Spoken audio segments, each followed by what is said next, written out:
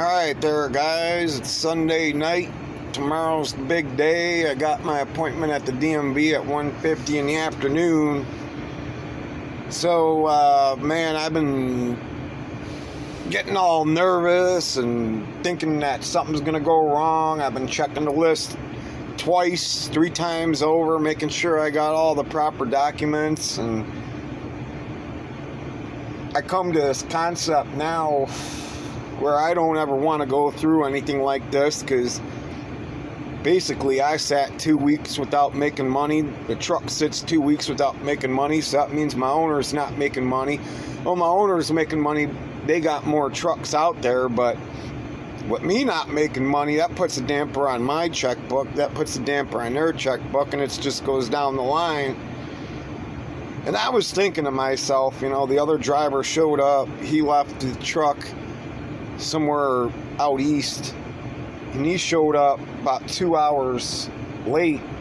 I got his truck ready Friday night, cleared all the snow off the windows and made sure it started and made sure his microwave and refrigerator worked. And he worked for the same owner that I worked for before I got on with this owner.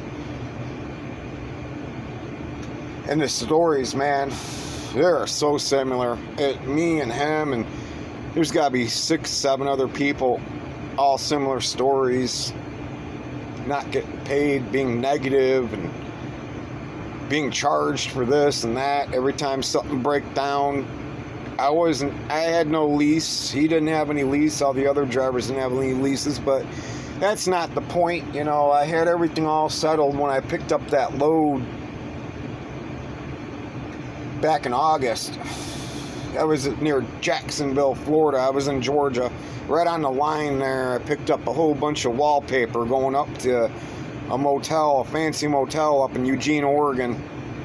I actually want to go up there one of these days, spend a weekend there. It was like a resort. So I was in the talking stages with South Dakota. I still got their phone number. I still got their information. So what you got to do, you either got to stay in their motel or their parking lot with the truck overnight.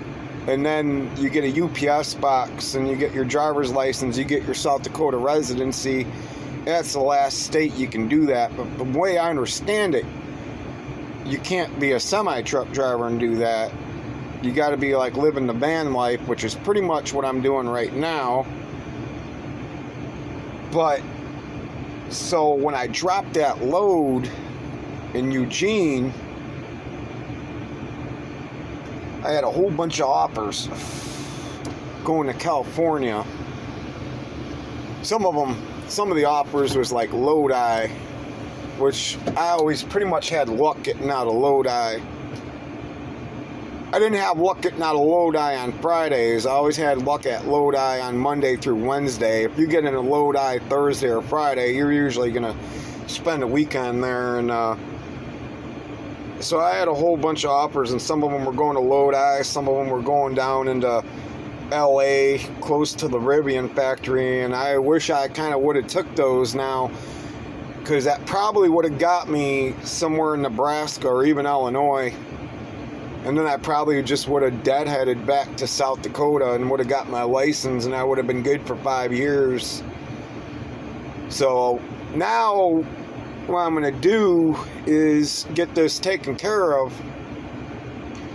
And then in the spring or in the summer, I'm going to make my final decision on my next approach, which is either going to be get the residency in South Dakota and then be good for 5 years on a license, or get the apartment somewhere in Johnson, Tennessee, or somewhere around that area for $600 to $900 a month for something I'm only going to go to for 5 to 7 days out of the whole entire year anyway. Because I got my 2 empty properties. I got one in Dade City and I got one near Pensacola. That's pretty much going to be about midway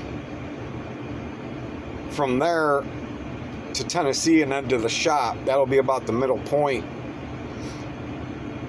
So I got some thinking I got to do on how I'm going to do that.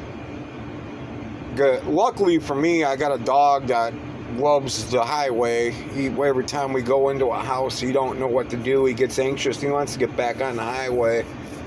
Dang dog loves truck stops and rest areas more than he does houses. And that's the only thing that worries me is an apartment. He's going to get all flustered and all that.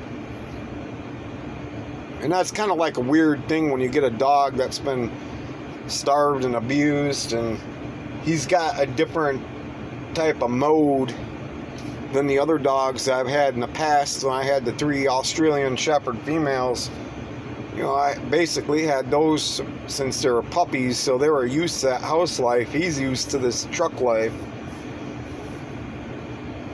So I don't know yet what I'm going to do, because it's still about 4 years, 3 to 4 years before I even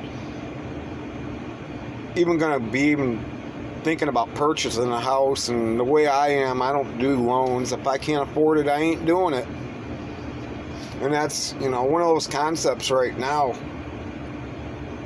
The apartment, you know, just look at the way times is right now with trucking, and you have good weeks and you have bad weeks, and it just be my luck that my bad weeks is when all the bills are due, and I just rather assume keep doing what I'm doing now. But with all the problems I've been having lately on the road, it's like you can't prove that you're from somewhere being a truck driver, living on the highway. In the state of Florida has me termed as homeless. I got 2 properties, pay property taxes, bought 2 properties outright. I just don't have a house built on any of the land yet. I don't know quite yet if I am going to build in Florida. I was thinking I might build in a Dade City property and then sell the Pensacola one when the value goes up, but I don't even know if I want to live in Florida the way they've been treating me now. I just assume either Texas, California, Tennessee, or Virginia or something, live up in the mountains. And I've been finding out more and more Tennessee in the mountains, they want you to buy property out there and then you don't pay property taxes. They want you to build in the mountains. They want you to start filling in that land. So I don't know yet what the future holds, but I just wish when that dude had me come all the way from Eugene, Oregon to Illinois, I just wish if I would have known what I know now, I should have went straight to South Dakota, spent the night there, and then got my license there, because it took me 2.5 days to go from Eugene, Oregon to Illinois. And then on top of that, I was stopping every now and then in the big towns, hoping that I would get a load. I was stopping in like Nebraska and some portions of Iowa, and nothing ever became of it. But I don't know. I don't know what the future's going to hold and where I'm going to actually wind up claiming the residency. But as long as I can get rolling tomorrow, and then getting a little warm in here, get rolling tomorrow, I get my thinking cap on and figure out what the next step is going to be.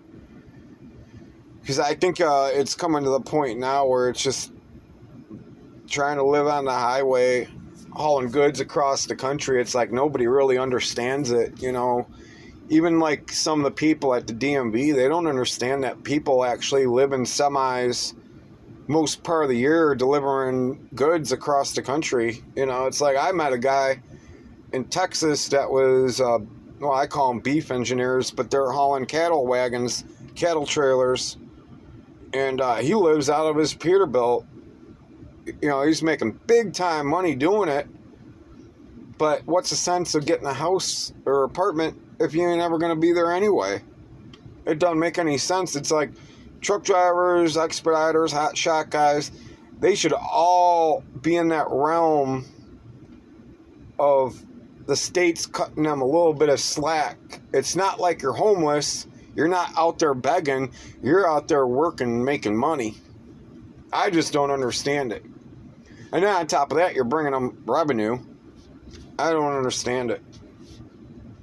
But yeah, I'm a little excited tomorrow, but again, I'm a little bit nervous because I'm thinking something's going to happen. They're going to be asking, well, how come you don't have this and how come you don't have that? But I looked through the list 3 times.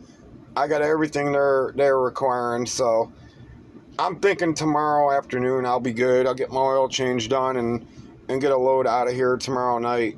That's if everything goes right, and that's the way I'm kind of hoping it to go. But if something does go wrong, at least I still got that Wednesday appointment at the other DMV.